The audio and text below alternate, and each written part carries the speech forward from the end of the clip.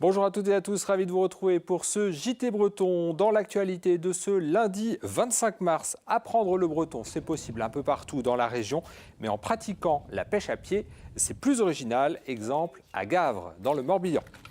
Manger avec les mains, ce n'est pas trop dans notre culture et pourtant, une expérience est menée dans une maison de retraite de Mauréac dans le Morbihan pour des patients dépendants et les premiers résultats sont plutôt encourageants. Le Briochin est une marque de produits ménagers fabriquée à Saint-Brieuc, comme son nom l'indique. La marque fête cette année ses 100 ans et la demande augmente. Pour commencer, l'actualité en images et dans votre région, c'est avec le 5 Info préparé par les rédactions du Télégramme.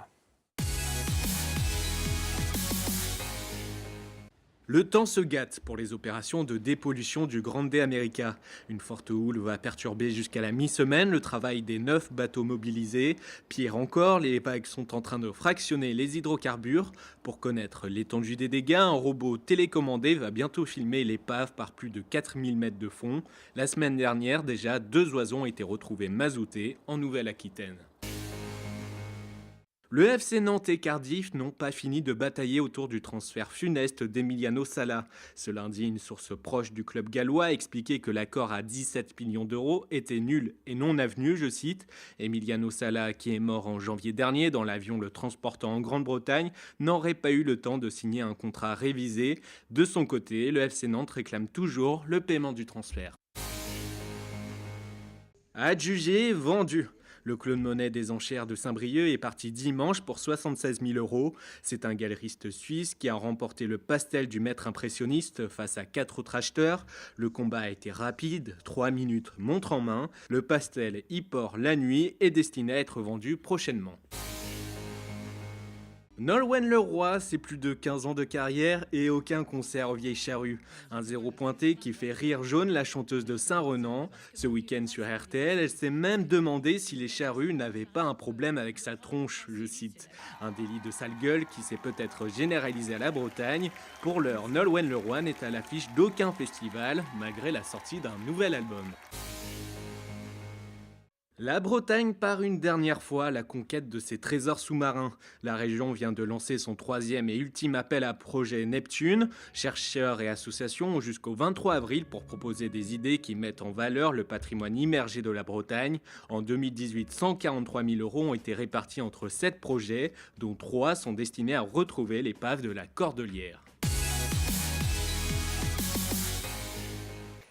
Les habitants de Plovan, dans le pays bigoudin, sont mobilisés pour maintenir leur commerce de proximité. Dans cette commune de 680 habitants, Couleur Pays, l'épicerie bar est menacée de fermeture. Une pétition pour maintenir ouvert ce commerce et ce lieu de vie a recueilli 700 signatures.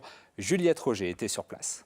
On est dans l'épicerie, voilà, le côté épicerie du commerce avec le pain, voilà, qui est quand même l'élément essentiel, parce qu'il n'y a pas de boulangerie dans le village. Voilà, il suffit de passer la porte. Voilà, c'est le bistrot traditionnel, c'est le premier bar du commerce, du premier parce qu'on va aller visiter le deuxième. Et puis ici, on est surtout en semaine et puis en saison. Alors là, je vous emmène dans l'annexe, donc qui est ouvert sous cette forme-là depuis 1 an et demi, depuis l'hiver dernier, l'hiver 2017-2018. C'est un peu notre bébé. Voilà, c'est notre bistrot d'hiver, notre bistrot de concert, de théâtre, de soirées-jeux. Vous l'aurez compris, Couleur Pays n'est pas qu'un bar ou qu'une épicerie. Le lieu est qualifié de presque service public par ses clients. Après 4 ans, même avec le soutien de la communauté de communes, les 2 gérantes ne sont pourtant pas sûres de pouvoir continuer l'aventure. On s'était fixé pour challenge d'arriver là fin août à un salaire.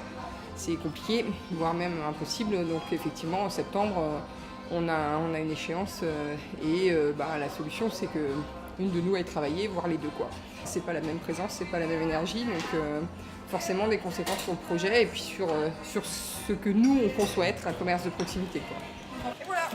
En apprenant la nouvelle, les habitants se mobilisent. Ils ont lancé une pétition qui compte déjà plus de 700 signatures. Quand on vient acheter une baguette ici, c'est pas simplement un acte commercial, c'est maintenir une vie dans la commune. Il y a absolument toutes les catégories de population et donc les Morganes font l'effort d'organiser tous les événements, enfin un grand nombre d'événements qui permet de toucher tout le monde en fait. Il y a des jeux, on peut jouer avec d'autres amis. Et du coup, tu vois tes amis et du coup tu passes des bons moments, quoi, c'est bien.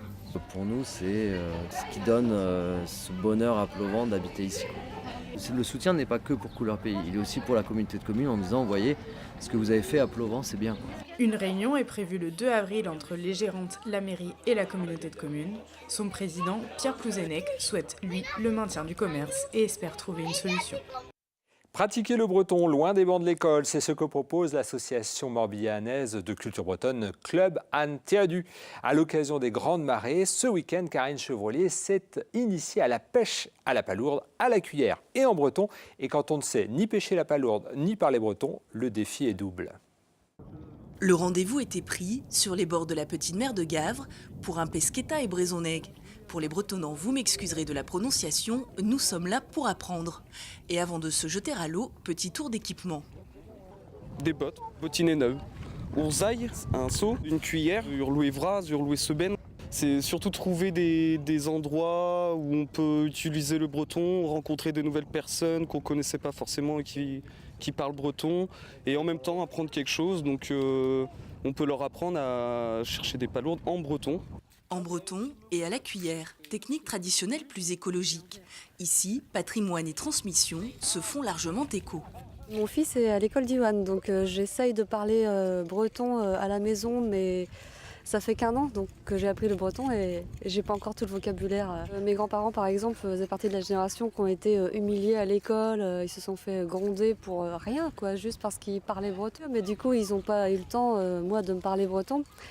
Ça s'est perdu, donc j'ai voulu retrouver mes racines. Marie est également une néo-bretonnante. Cette professeure d'anglais à la retraite est à sa 2e année d'apprentissage. Si nos racines sont profondément ancrées dans un terroir, dans un territoire, eh bien ça nous permet d'avoir une grande ouverture par rapport aux autres cultures. Et je me réjouis de voir que, en fait, la relève est assurée.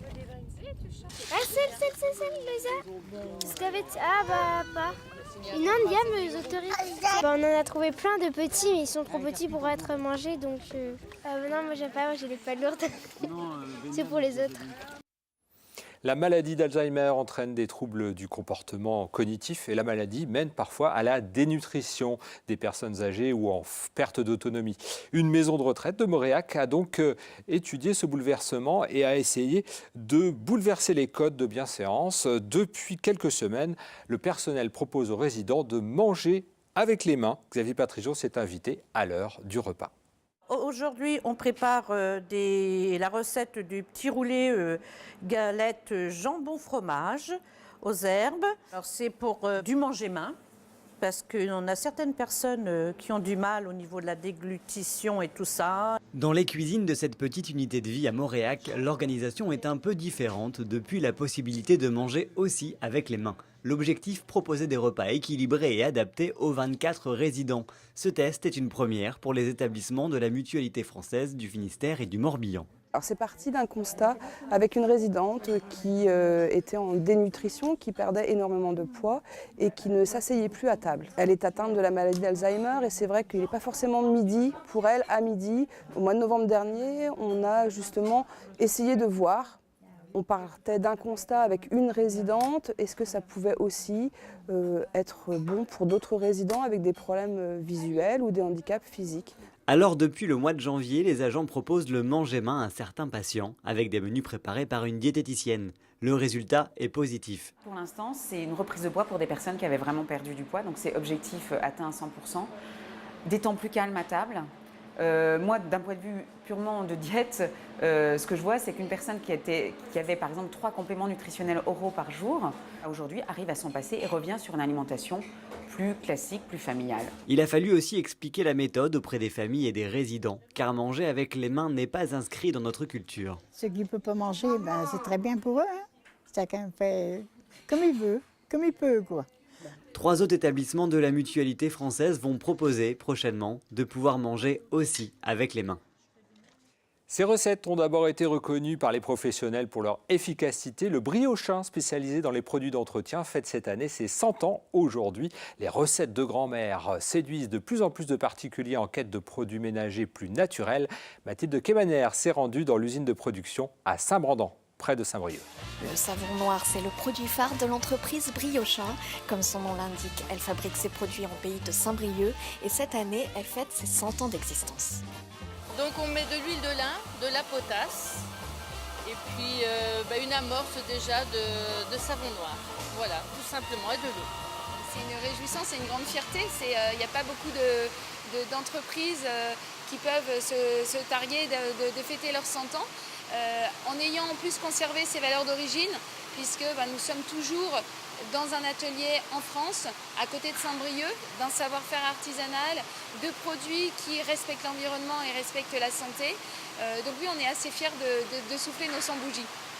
Aujourd'hui, une trentaine de salariés travaillent dans l'usine. Au fil des années, l'entreprise Briochin a développé d'autres produits comme des lessives, des gels douche ou encore des nettoyants pour salle de bain.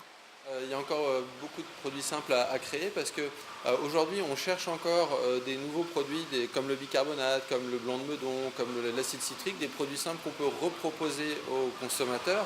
Et Briochin va une étape plus loin, c'est-à-dire qu'on propose aussi des produits prêts à l'emploi, donc par exemple des vinaigres sous forme de spray ou avec un petit peu d'agents nettoyants supplémentaires pour augmenter la performance. Ces 10 dernières années, le chiffre d'affaires de l'entreprise a été multiplié par 3, atteignant 23 millions d'euros en 2018. Les recettes d'antan du Briochin sont plus que jamais dans l'air du temps et promettent un bel avenir.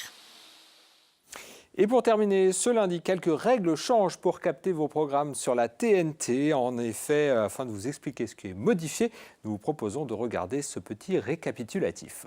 Tenez-vous prêts pour la recherche de chaînes. La date approche. Et je pointe et j'ai les chaînes. Toi, t'es prêt? Le 26 mars, tous à vos postes. Pour continuer à recevoir la TNT, lancez une recherche de chaînes à l'aide de votre télécommande. Plus d'informations sur recevoirlatnt.fr. Voilà, merci de votre fidélité. Ce journal est terminé. Tout de suite, vous retrouvez Laurent Villebout pour Multisport. Laurent vous propose un entretien avec Sylvain Ripoll, ancien entraîneur du FC Lorient et désormais sélectionneur de l'équipe de France Espoir, et ce depuis juin 2017. Image et interview également à Hennebont pour le tennis de table en Coupe d'Europe, et puis le RC Vannes en Pro D2, l'UJAP Quimper en Pro B et les Albatros de Brest en demi-finale d'accession à la D1. On parle de hockey, bien sûr, à retrouver tout de suite avec Laurent Villebout. Pour notre part, on se retrouve demain à la même heure. Bonne soirée à vous.